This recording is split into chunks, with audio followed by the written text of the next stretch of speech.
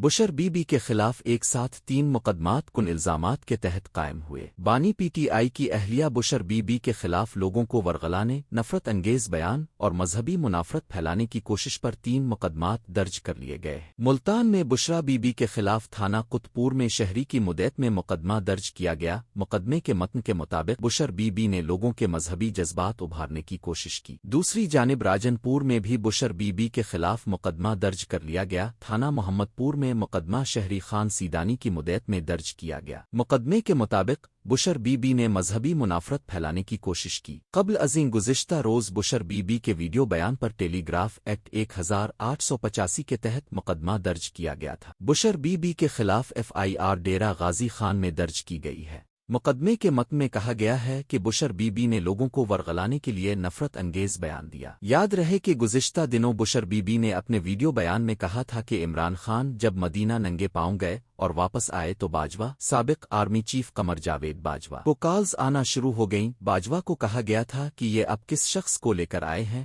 ہمیں ایسے لوگ نہیں چاہیے۔ بشر بی بی کے مطابق باجوہ کو کہا گیا ہم تو ملک میں شریعت ختم کرنے لگے ہیں اور اب ایسے شخص کو لے کر آئے۔ کہا گیا ہمیں ایسے لوگ نہیں چاہیے۔ تب سے ہمارے خلاف گند ڈالنا شروع کر دیا گیا، میرے خلاف گند ڈالا گیا، بانی پی ٹی آئی کو یہودی ایجنٹ کہنا شروع کیا گیا۔ ویڈیو بیان کے بعد پاکستان تحریک انصاف کے بانی عمران خان نے بھی پی ٹی آئی قیادت کی تشویش پر اہلیہ بشر بی بی کو سیاست سے دور رہنے کا حکم دیا ہے۔